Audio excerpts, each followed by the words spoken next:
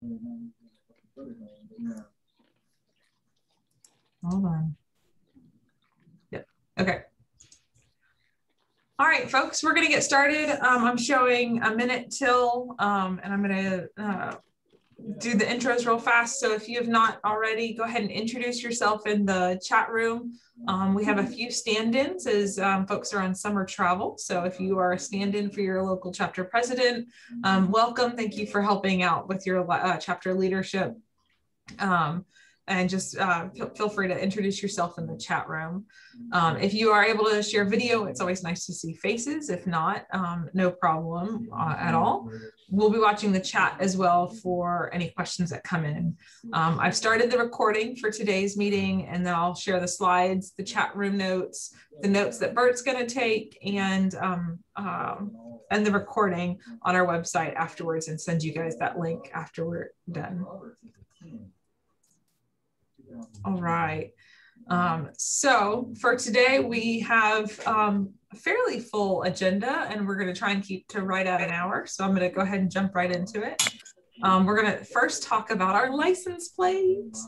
Our Texas Master Naturalist license plate was released officially last Monday. So it's been out there for a whole week. If you haven't ordered yours, what have you been doing for the last week? That's a joke. But we're excited that it's out there. We know that there have been a number of questions that you guys have gotten from your membership. We're putting together an FAQ page, and that's linked there. It's on our website. It is, if you click on this image on our website, it'll take you to that page with all of those FAQs. I've got an email in my draft to send to all the chapter presidents later today with some of those FAQs handy in that email, so you can help answer some of your chapter members' questions if they have them. One of the things that we have heard is that that it's confusing, the $30 versus $70. It is $30 for the plate non-personalized. If you want to put a special name or acronym or something on the with the letters, that special personalization is $70. And you have to toggle between the tabs on that website to see that. $22 of each of that plate, each plate sold goes back to the Master Naturalist program. And we'll have those updates for you once we start to see those reports. We won't see those probably for the first couple of months, as it takes a while for all of that to come in. I'm going to close my husband's door because he is talking loud in the back room, in the back right here.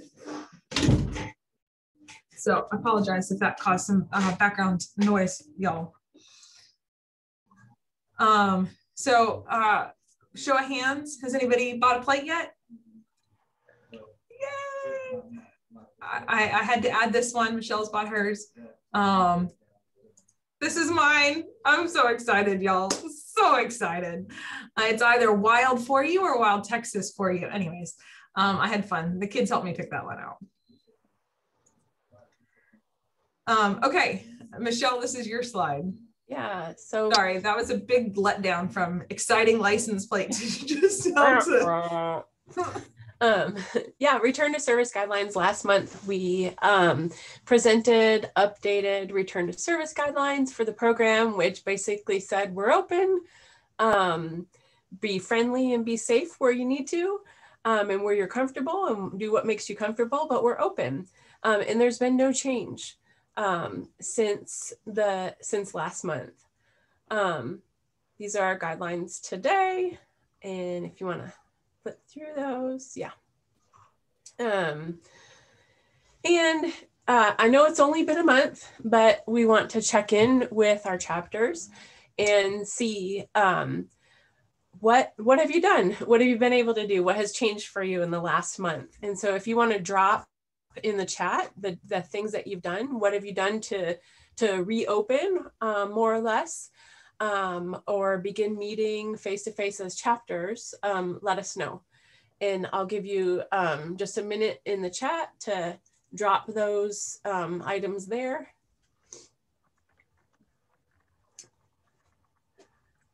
So what, how's your chapter reopened, and what activities have you been able to resume in the past month?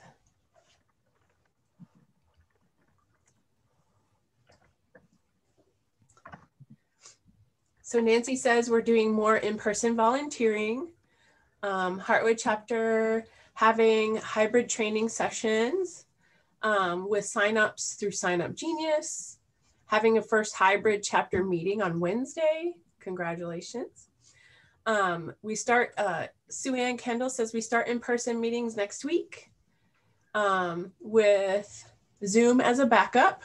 Things are coming in fast, so it's jumping all around. I saw South Texas chapter had a book swap in an open air pavilion, a large screened in shelter this weekend. I thought that was a great way to get back into in person slowly.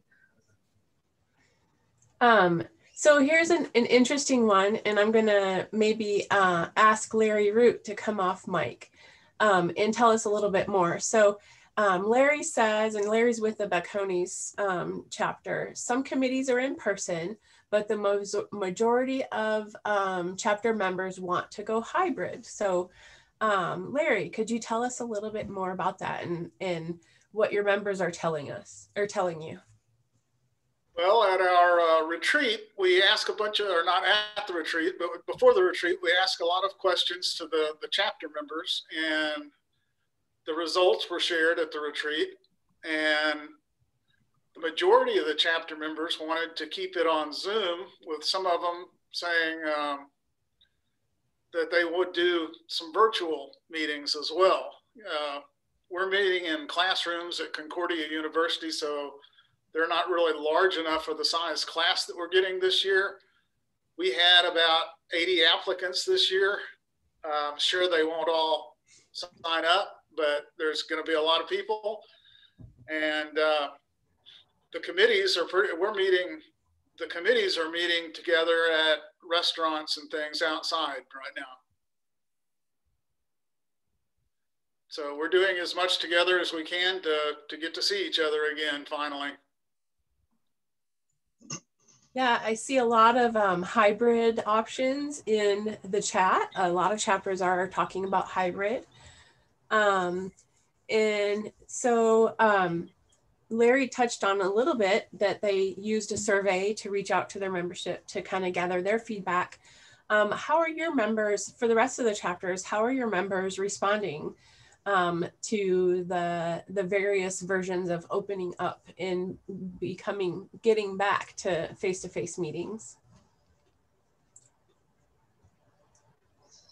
Are people still concerned, or are you seeing there's a level of concern from members? And if so, how are you adjusting, or how are they asking for adjustments?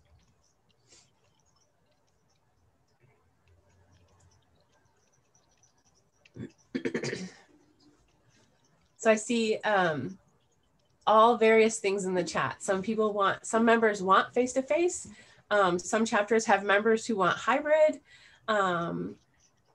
And some chapters have their membership wants a mixture of all the above. Which leads me to want to say thank you guys for being willing leaders to be innovative and flexible and use all of the tools that you have in your toolbox. So really that's a big kudos to you guys and to your chapter leadership and your new training class directors who are willing to, and advanced training directors who are willing to take this feedback from your membership and incorporate some of these more flexible meeting styles. Yeah, thank you guys. Michelle, do you want to keep going? Yeah, are there, other than like Zoom and WebEx and phone, are there any other different tools or virtual tools that you've been using for engagement with your chapters? Anything new, new and different?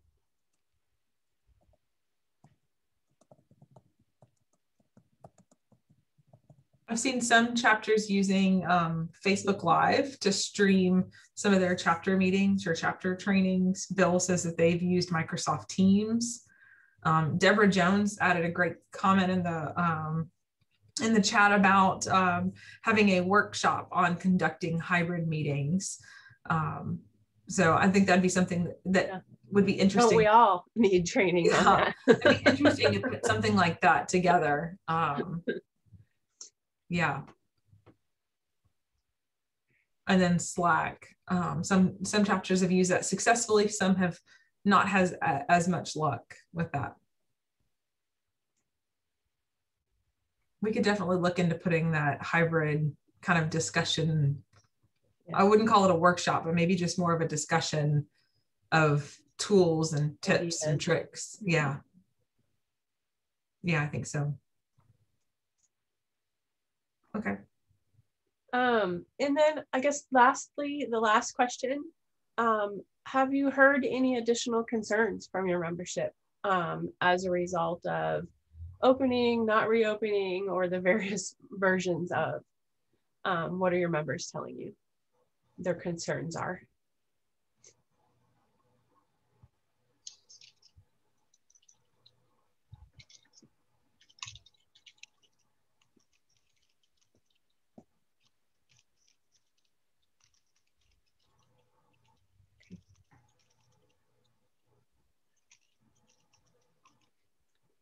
Yeah, so again, the chat so far is all over the place. Some range from all is good, no concerns. Others are maybe in areas that are watching the Delta variant. Some want to continue hybrid. So yes, all valid.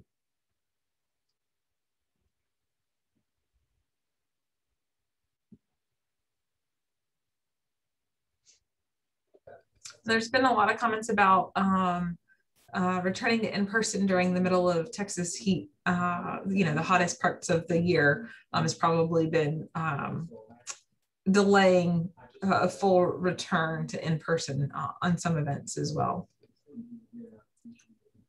So we may see a delayed kind of response to some of these events and trainings and things until the weather cools down.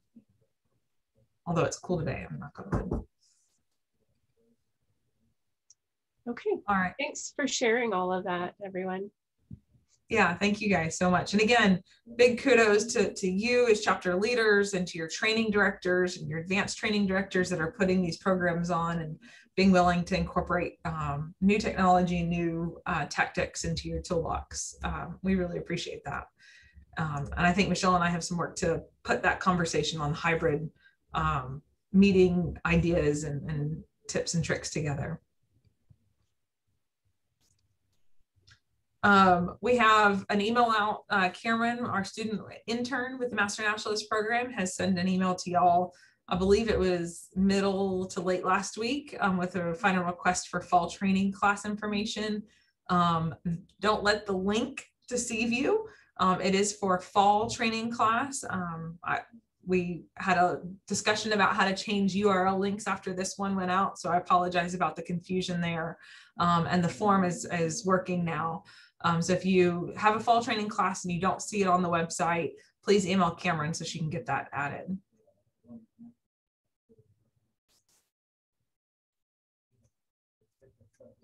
Michelle? Okay, so over the past, seems like forever, we've been working on incorporating all of the CMAP edits and suggestions that your chapters have sent in over the past several years. And one of the things we're looking at is the wording in the wording for a membership category from when a person enters training to the timeline to when they can become certified, or when they're considered certified in the membership, in our membership categories. So let's see, the top is what's there now, right? We don't say that, but it's what's there now. No, ma'am, this is the whole new one. Oh, okay. The only wording changes this thing in green. Yes. So right now, and now that I'm seeing it, I don't remember what it says currently. It says within the calendar year following the start. And the wording calendar year, sorry, Michelle, the word calendar year became confusing. And so we put a definitive 12 months timeline on that, because a calendar year could vary based off of when you started the training class. If you started it in the spring versus in the fall, the following calendar year either shortened or lengthened everything, depending again for each chapter. So it's a 12-month start date from the start date of initial training. Yeah. And so that's what we're looking at updating in the CMAP right now, is that members, so a new member in training should complete their AT and service requirements within 12 months from the start date of the first day of their training, the initial training course. So members in training may begin earning volunteer service hours, and this is the way it's always been. Members in training may begin earning volunteer service hours and AT as soon as they begin training in the program. And of course have passed their required criminal background check.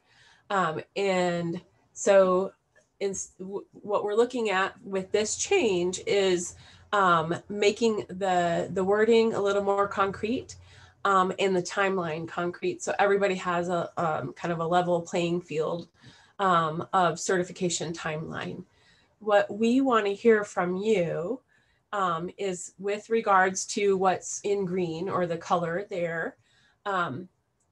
Does that sound reasonable to you?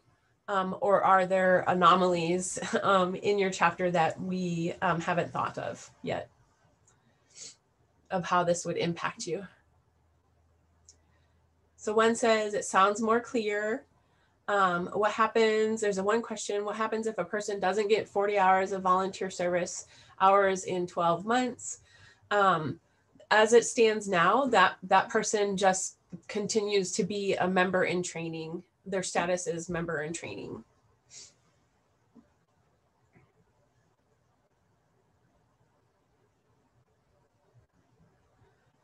So Beverly has a question of what happens when the 1 year encompasses 2 calendar years? Can the AT and volunteer service carry over to the new year? If I'm understanding your question correctly, Beverly, is that AT, that advanced training and volunteer service, counts towards the certification, not a recertification, or not forward to a different certification.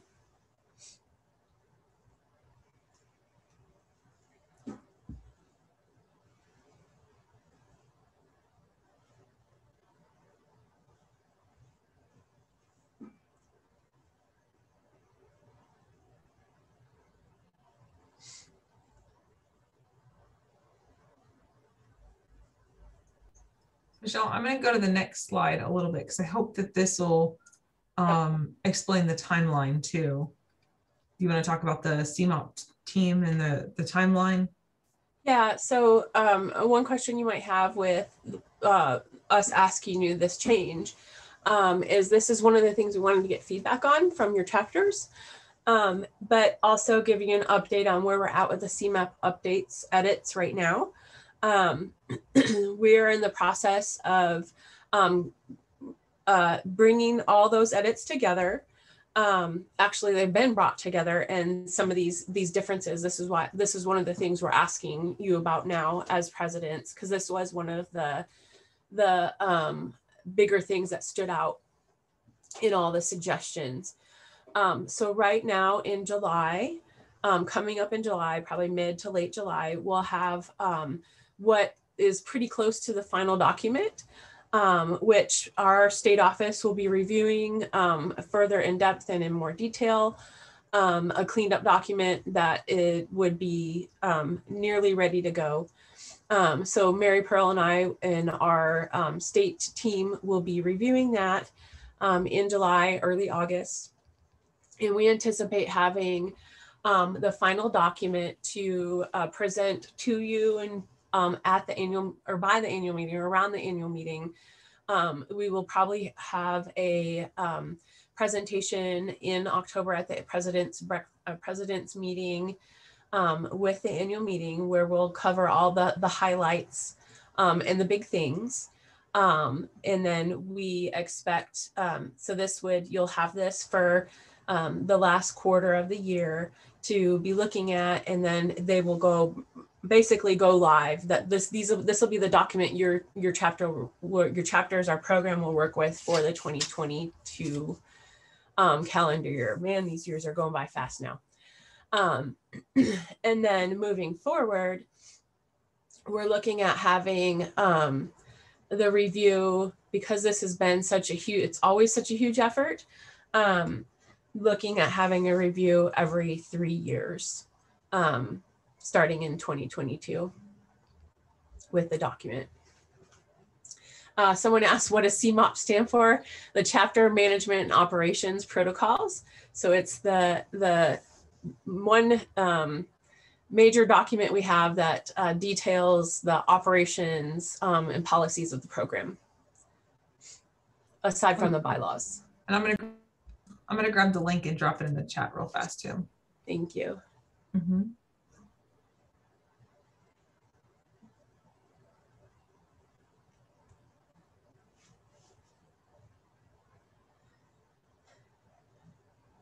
The chapter, so there's a question about the chapter operating handbook. We are trying to get edits with that in this time period right now, but the CMAP is the priority document right now.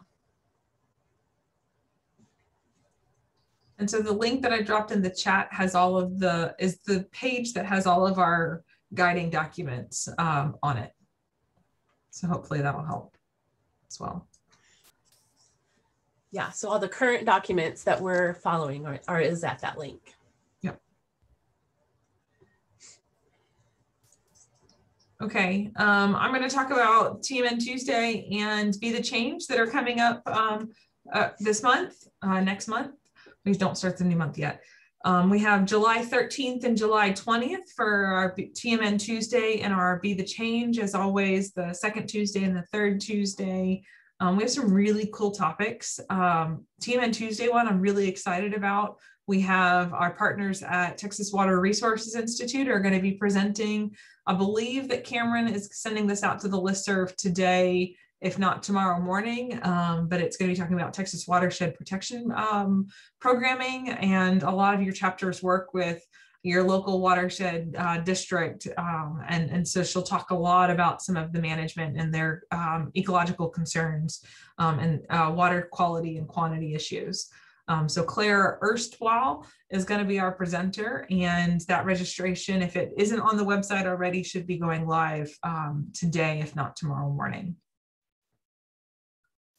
And then our July Be the Change discussion is going to be a panel discussion.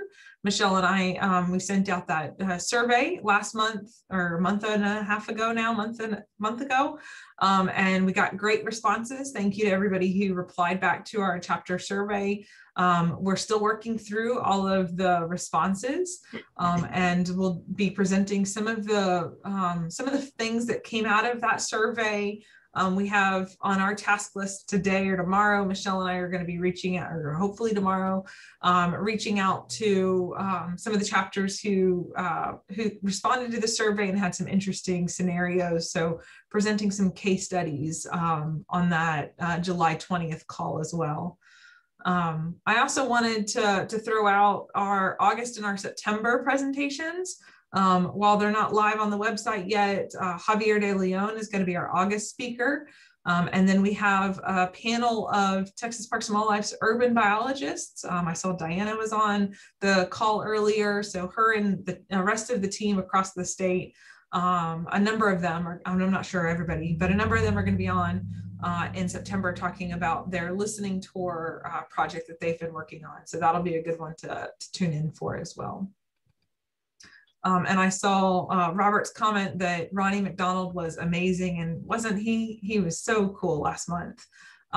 What a fun discussion. If you have not gone and watched the last Be the Change last in June, 2 weeks ago, Ronnie McDonald was our speaker. It's worth a rewatch.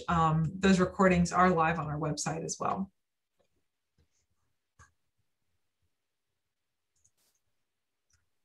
And then our virtual volunteer fair is coming up. This went live in y'all's email boxes last week.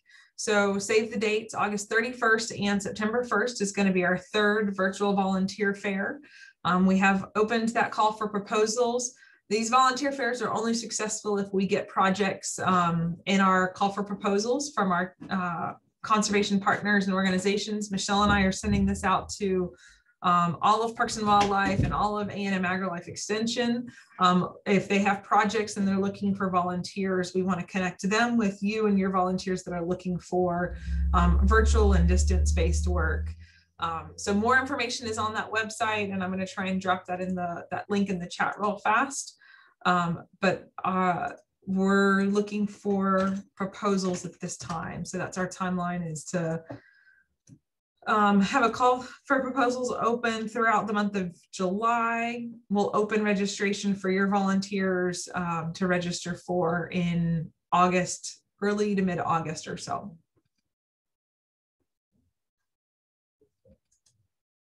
Okay. And then annual meeting.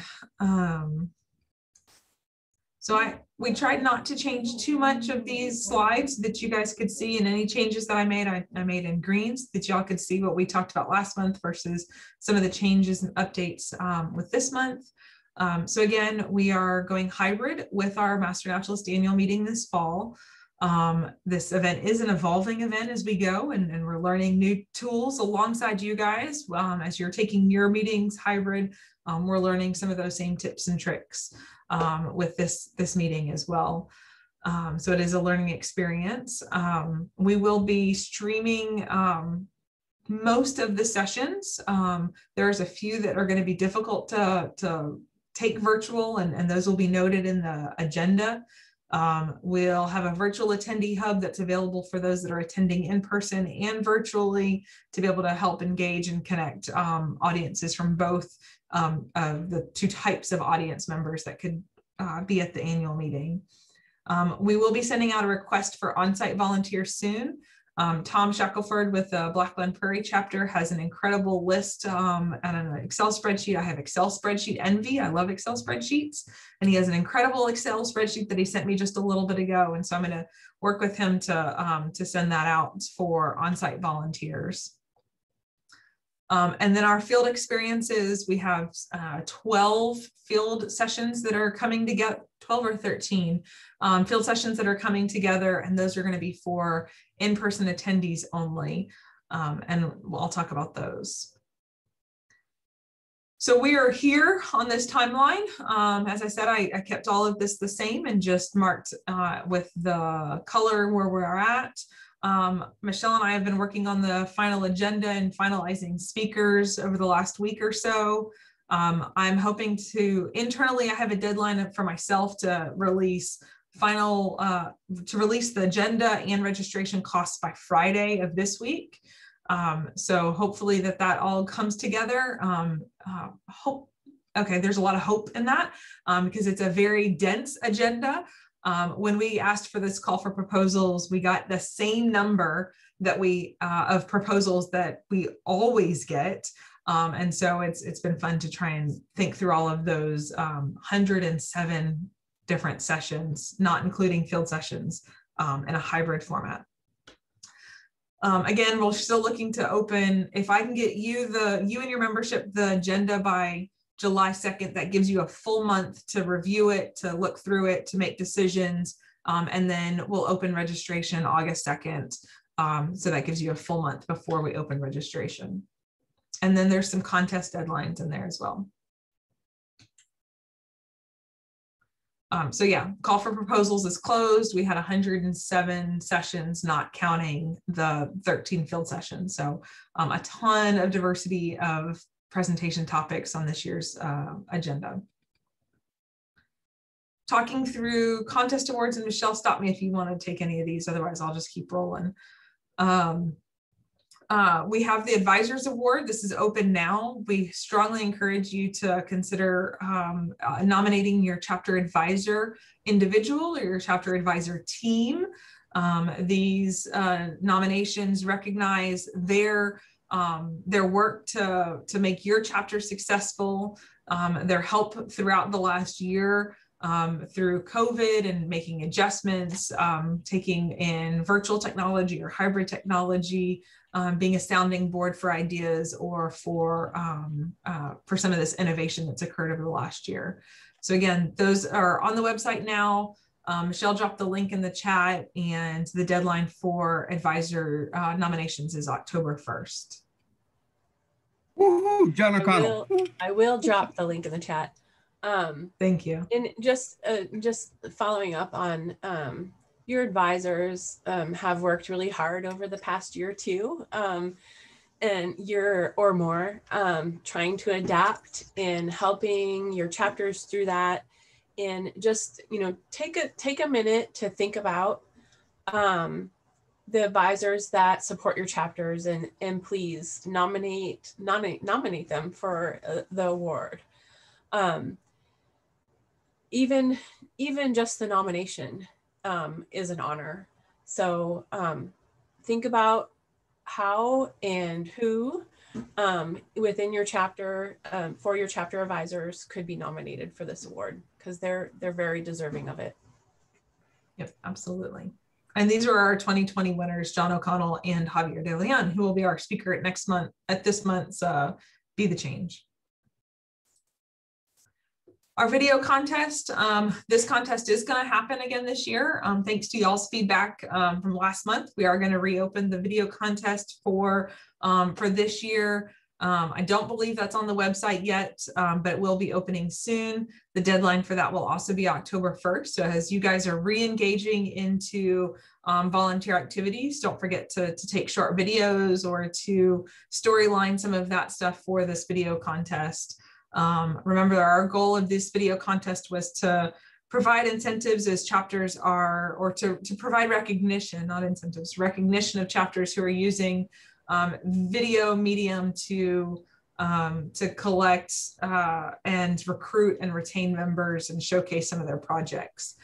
This can be field projects, historical anniversary projects, nature reflections projects, or just commentary on ways that your chapter has innovated over the last year.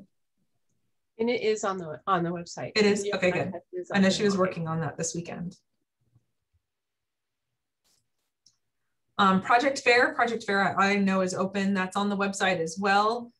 We are also keeping the virtual aspects of the Project Fair contest that we were able to incorporate last year. Deadline is also October 1st.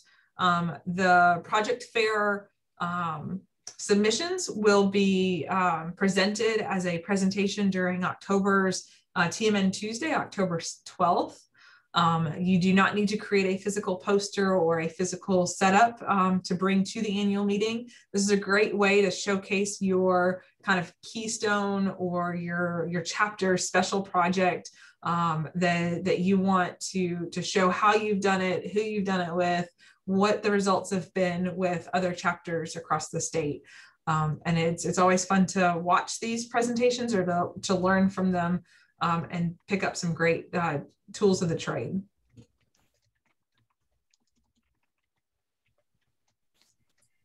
And then finally, photo art and media contest. Again, keeping virtual aspects of this contest as well. The Gideon Lincecum chapter has stepped forward to be our coordinating chapter for the photo art and media contest. They're going to be working through the rules and incorporating some of the great lessons that the Cross Timber Cradle of Texas chapter learned last year in our first virtual photo art media contest. And they'll be releasing those rules later this summer. Similar to last year, they'll be opening the online submissions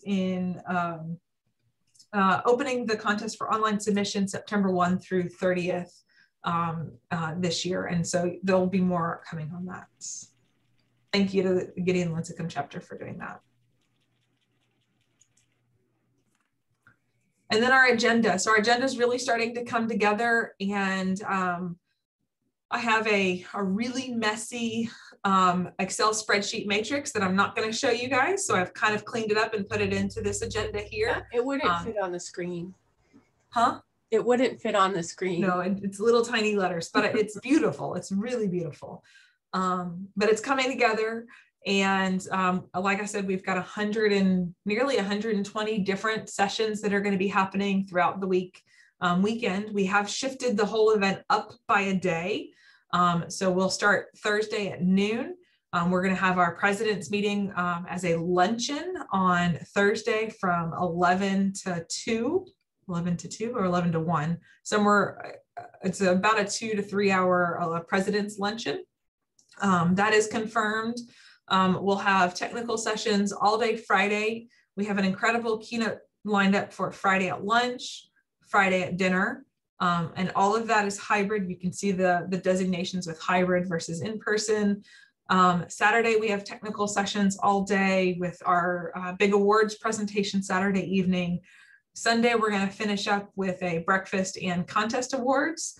And then we'll let folks travel after that to any additional field sites in the area that they want to on their way home, if they're attending in person.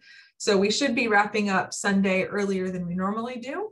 But again, by shifting up by half day, essentially, we're able to really focus on those 2 days and provide that flexibility. We have field sessions. Like I said, we have 12 or 13. I can't remember. I think there was one that was right on the border. We have 12 or 13 field sessions that are coming together. Those are going to all be for in-person attendees, and they're scheduled all the way from Thursday afternoon through Sunday morning.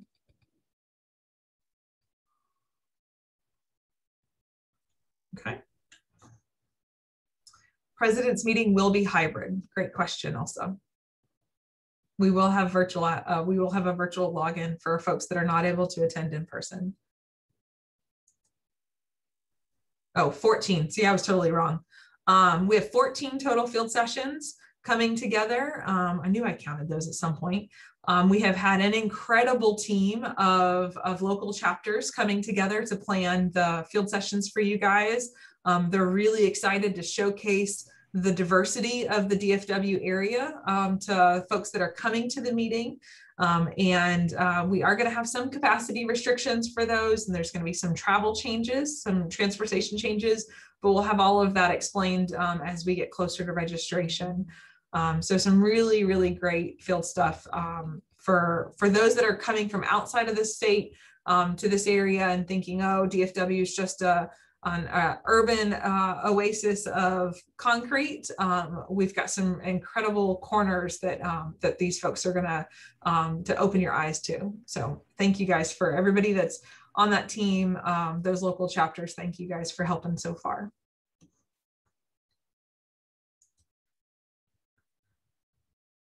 So where else will we need your help? As chapter leaders, some of the big help that we need is going to be to help to explain some of these new meeting logistics to your membership. We will need some in-person help, move in, move out, registration desk, meeting room support volunteers. Like I mentioned earlier, Thomas Shackelford with Blackland Prairie has some incredible volunteer spreadsheets working on some of that stuff, and the virtual help desk as well. Looking for volunteers that are willing to help and be flexible and ready to pivot.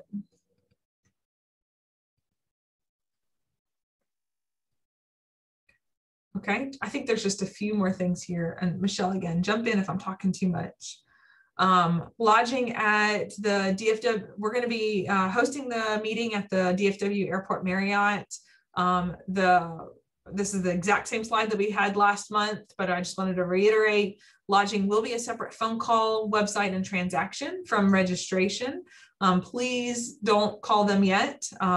We do have capacity limits that we're working with them on. And so once we open registration, we will open hotel lodging at the same time. They will be connected because we've got to have those matching registration numbers with lodging numbers to order to match our capacities.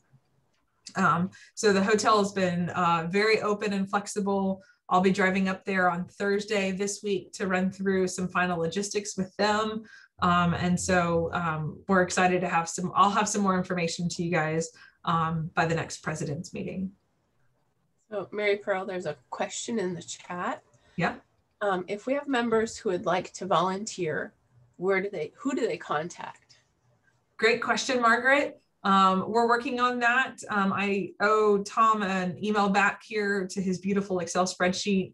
Can I say that enough? It was beautiful. And so we're working on creating a volunteer sign up. So I'll send more of that information out shortly. And Sharon, there are other hotels in the area. My hesitation when it comes to that is that we are under contract to a certain number of rooms at the hotel. So telling folks to go to other hotels lessens our ability to meet the contract at this hotel. So don't do that. Please, thank you. Mary Pearl, for the Thursday meeting, is it still at 11 a.m.? Are you still looking for people to participate, or are you going to do the walkthrough yourself? So I have some of that local dream team that I mentioned earlier, some of our local chapter presidents that are immediately in the DFW area. I've invited them to join me on the walkthrough. Jerry, I need to send a reminder email to folks with that time. I believe it's still 11 a.m. Okay, well, it's quite a long email. I was just referencing it. I had it on my calendar, but I hadn't heard anything more about it. So that's why I want to follow up. Absolutely. No, and I hadn't sent a reminder. So thank you. I'll do that. All of my emails are long emails. Okay, so we just meet there at the hotel then at 11? Yes, sir. Yeah, I'll send you that information. All right, then. Good deal. Thank you. Uh-huh. There's another question in the chat asking about if members, and I don't know that we have the answer to this yet, people who volunteer, who come and volunteer at the annual meeting, will they be required to register? Yes. Yeah, we'd have to have registration. Registration covers, and we can go through the big registration discussion at a different day, but our registration is actually, I think we have it. Hold on. Ha! Look, there it is. Our annual meeting is a cost recovery event. It is not a profit driven event. It is a training event that provides no financial support. There is no take home income off of the annual meeting. It is simply cost recovery. We predict how much the total meeting is going to cost. We divide that by how many people we predict are going to come to the annual meeting, and that's your registration cost. So it's cost recovery. We will hope to have registration fees. I'm hoping to have them by Friday. It says mid-July, but I'm hoping to have them by Friday, mid-July at the latest. Our registration fees cover the event software that we use for registration and for abstracts and for the hotel. It covers food, it covers coffee, it covers all of our projectors and our computers that we have to rent to bring and set up everything. It covers all the printing costs. So again, it is a cost recovery event. And so even though that we appreciate the volunteers coming, we a lot of times do not have the overhead to provide comped registration for those that are coming to volunteer. So I hope that answers that question. And I'll make sure that that's a question that we add into our FAQs on the registration website as well. So again, our registration fees, this is the same slide that we talked about last month. Our in-person costs have ranged from $300 to $350 in the past. It's looking like it's going to be in that same range again this year. Our virtual cost is unknown.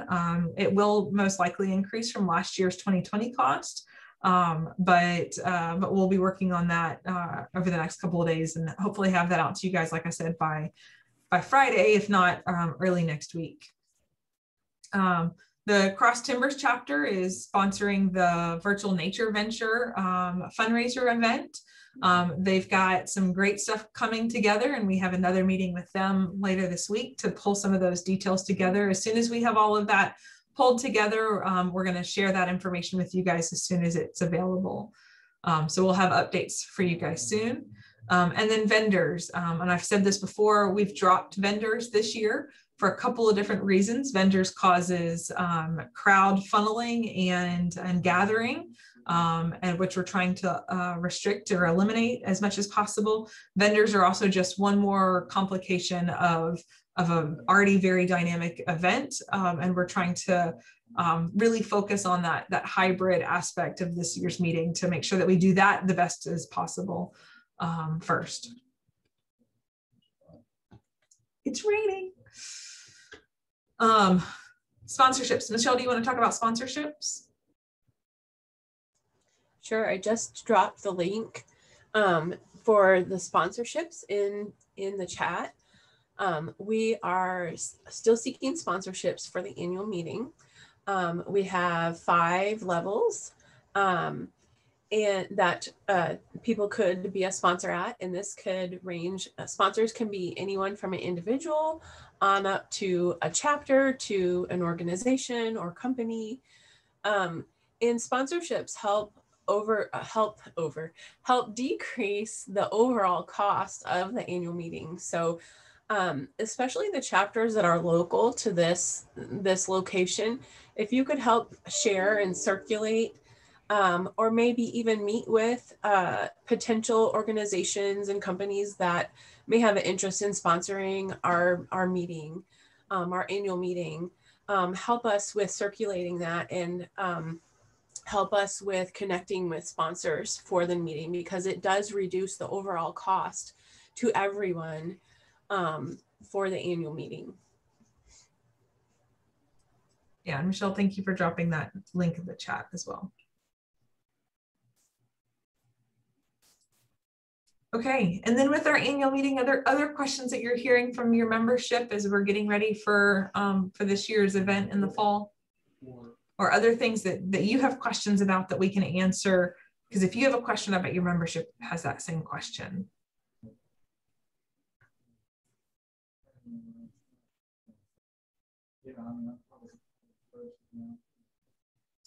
Hotel cost, Deborah, we'll have that hotel cost that comes out on Friday with the registration fees. Let me write that down.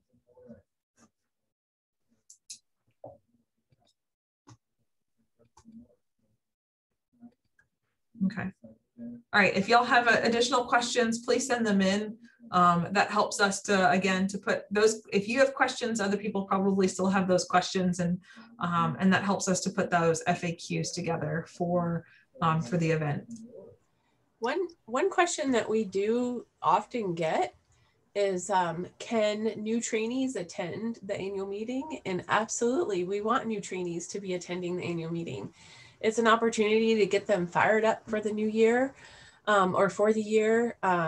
It's an opportunity for them to get their advanced training in one weekend, and meet other new master naturalists or other master naturalists. And typically what we've seen in the past is those new trainees or people who are going through the training, attending the annual meeting, they typically end up joining your boards, being leaders in their chapters. So it sets them up on a really, really good path.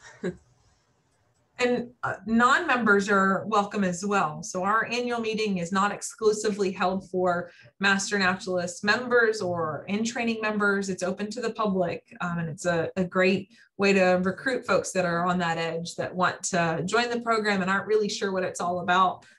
This is like drinking water through a fire hose, attending their first annual meeting. So yeah, I think that would be a great opportunity to even market it as a recruiting event. Sharon asked in the chat, last year virtual sessions were available on the website. Will this be done again this year? Must a member have registered in order to access those recorded sessions? Yes, so registration is your ticket into the virtual attendee hub. That's what it's called this year. And that virtual attendee hub is where you will attend live sessions, find the recordings, interact with the speakers. All of that will happen in this one single hub. So yes, you will have to register or pay in order to have access into that. Good question. Okay. We've got 10 minutes left on the hour. If there are any other questions for our roundtable, we'll entertain those now. The other thing that I wanted to bring to your attention before we go into the roundtable is that we will not have a regular monthly schedule for the next month's meeting, chapter president's meeting. Remember, we skip a month for a summer meeting. So we're going to move August to the beginning of the month. So we'll have our next meeting on August 9th. August 9th is the first Monday, I believe. And then we'll go back to regular schedule in September.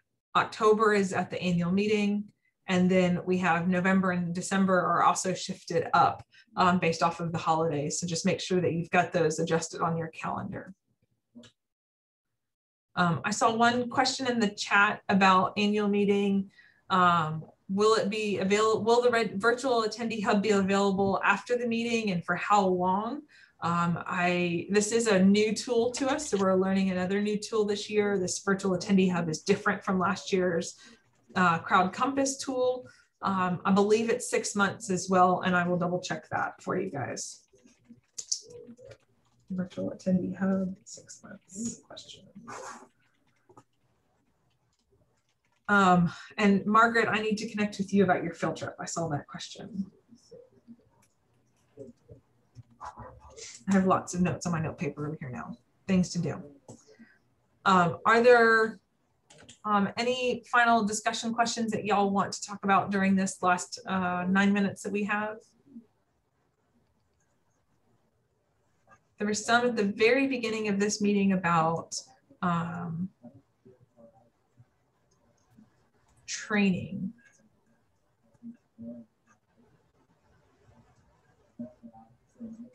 Sharon Hamilton said, I'd like to hear from other chapters about how many people you take in each training class. We currently hold 1 class per year and accept 25 to 28 folks. Thanks to increased outreach, we have 42 applicants this year.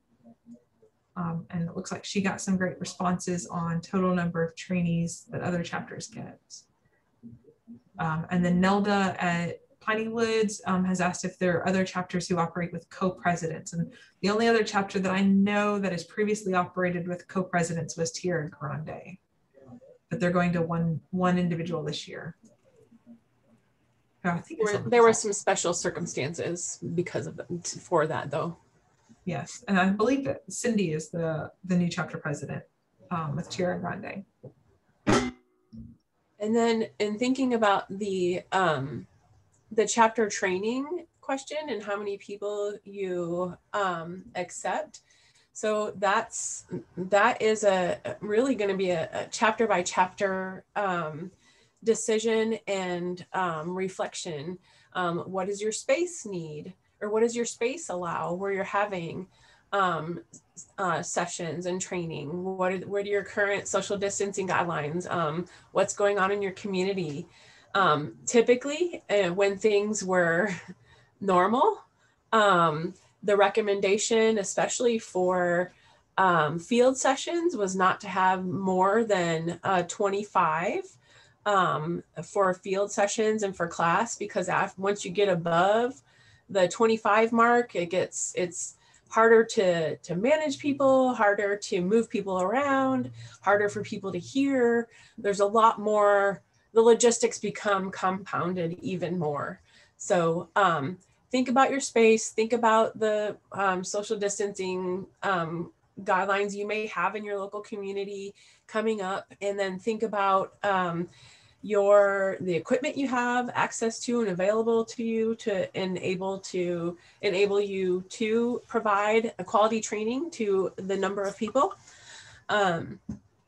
Yeah, it's going to be different for every chapter. So there's no one standard, and what works for one may not work for the other.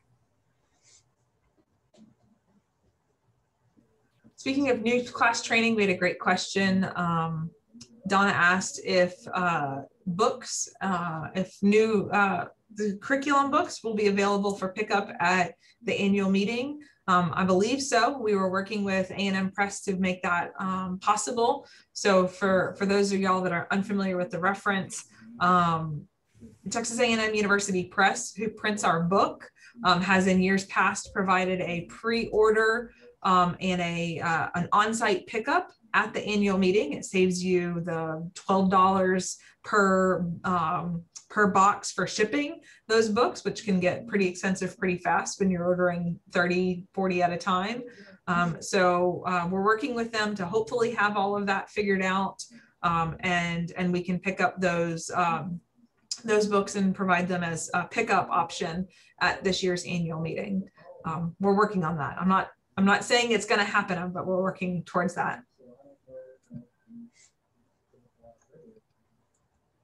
Are there any other questions that y'all want to talk about, or things that we've worked through? Joseph asked if we were planning to move to a digital book. We have a digital book. Our curriculum is published in an e-reader, Kindle. You can find that on Amazon or Barnes & Noble online.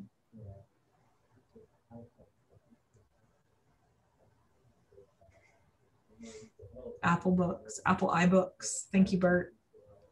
Sue Ann says that it's a great arm workout to lift that book everywhere you go. Yeah, that's what you get the guns for.